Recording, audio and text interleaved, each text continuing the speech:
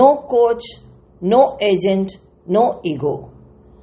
Lionel Messi of cliff diving की अविश्वसनीय कहानी। मई 2009 की शुरुआत में 12 लोग अपने सामान में स्पीडोज के कुछ जोड़े लेकर फ्रांस के पश्चिमी तट पर ला रोशेल पहुंचे। वे तैरने नहीं आए थे, लेकिन जैसा कि इसे उड़ना पसंद करते थे। उनका खेल, जिसमें चट्टानों, इमारतों या पुलों से गोता लगाना शामिल है, हमेशा नर्वस उत्साह का माहौल लेकर आता है, लेकिन इस बार दांव पर पहले से कहीं ज्यादा ऊंचा था। क्लिफ डाइविंग लंबे समय से चरम खेलों के अंतर को स्पष्ट करता है। दिन की नौकरियों के साथ रोमांच चाहने वालों के लिए एक नई खोज है।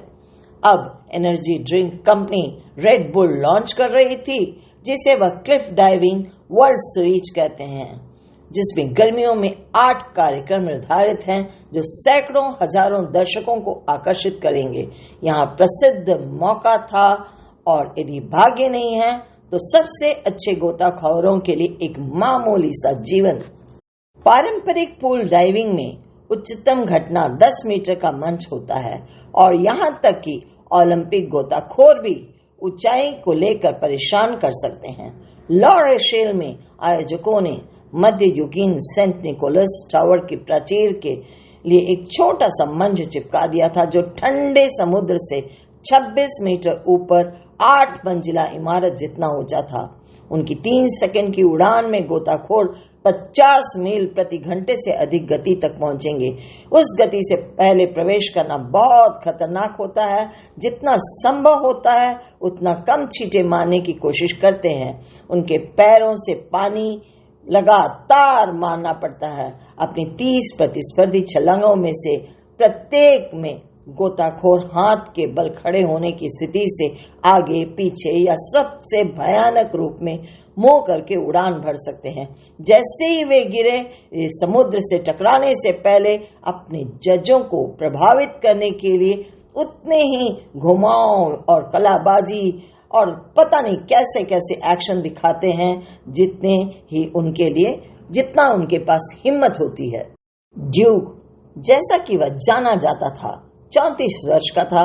करिश्माई सुंदर एक लंबी पोनीटेल के साथ जो उसके पीछे पीछे चल रहा था, क्योंकि वह उड़ रहा था।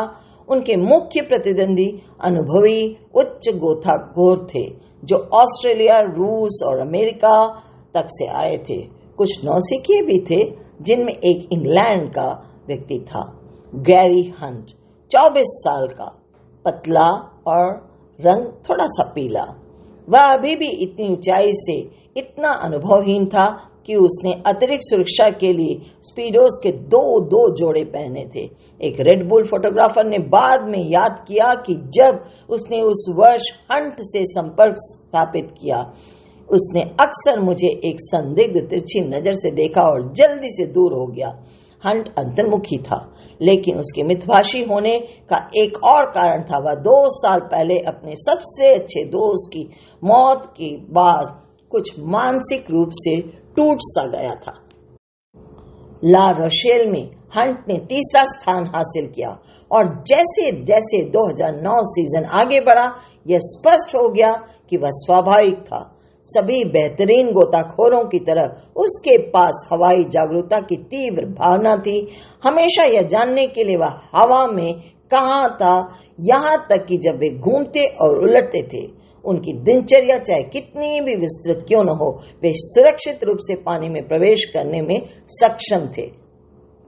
फिर ऐसे गुण थे जो हंट को अलग करते हैं।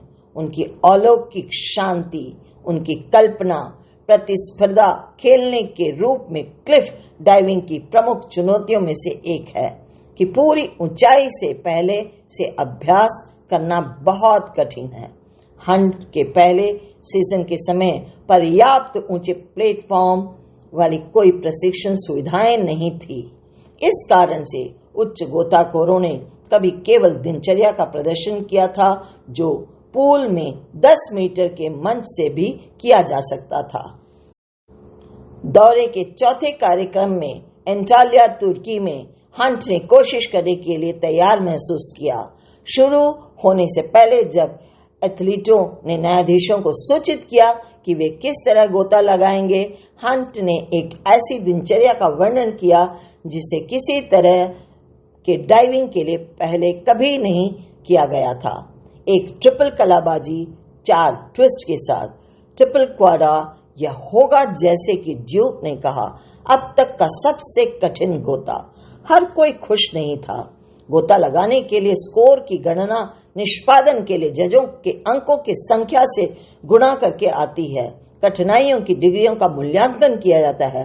हंट के प्रतिद्वंदियों में से एक ने सार्वजनिक रूप से शिकायत की कि वह कठिनाई की डिग्री से जीतने की कोशिश कर रहा था, जो सही तरीका नहीं था। हंट ने आलोचना और सलाह की उपेक्षा की। वह तुर्की में अपने ट्रिपल क्वाड से नहीं जीता, लेकिन उसने अगली प्रतियोगिता में जीत हासिल की। सीजन के आखिरी पड़ाव में उन्होंने एक और नया गोता लगाया, फिर से जीत हासिल की। कुल मिलाकर उस सीजन में वह द ड्यूक के साथ अंकों के साथ बराबरी पर रहा, जिसे चैंपियन का ताज पहनाया गया था, जिसने व्यक्तिगत प्रतियोगिताओं में अधिक जीत हासिल की। हंट संतुष्ट था। उन्होंने सीजन के दौरान एक साक्षात्कारकर्ता को बताया, लेकिन उन्होंने अपनी क्षमता का पता लगाने के लिए इस श्रृंखला को जीतने के लिए निर्धारित नहीं किया। 2010 के सीजन में जाने पर वह अधिक आश्वस्त था। उसने स्विमिंग ब्रीफ्स की अपनी दूसरी जोड़ी को छोड़ दिया। पहले 3 इवेंट जीतने के बाद उन्होंने एक और क्रांतिकारी नवाचार की घोषणा की, मंच से दौड़ते हुए उड़ान भरना। लेकिन प्रतियोगिता में उसका समय थोड़ा बाहर था। उसकी छाती और सिर में पानी गिर गए थे। सुरक्षा गोताखोर जो गोताखोर के उतरने के लिए पानी में प्रतीक्षा करते हैं और फिर घायल होने या होश खो देने की स्थिति में उनका पीछा करते हैं, उन्होंने एक जेटस्की पर उसकी मदद की और उनसे अस्पताल में भर्ती कराया गया। 2 सप्ताह तक वह अपने कंधे तक हिला नहीं सका। उसके 1 सप्ताह बाद अगली प्रतियोगिता के लिए फिर मंच पर तैयार वापस आ गया। तो रेडियो हिंदुस्तान के मेरे साथियों, अब इजाजत दें आरजे उमा प्रभाकरण को। जाते जाते इतना अवश्य कहूंगी दोस्तों, हमें लाइक करें, सब्सक्राइब करें और सुनते रहें रेडियो हिंदुस्तान। नमस्कार।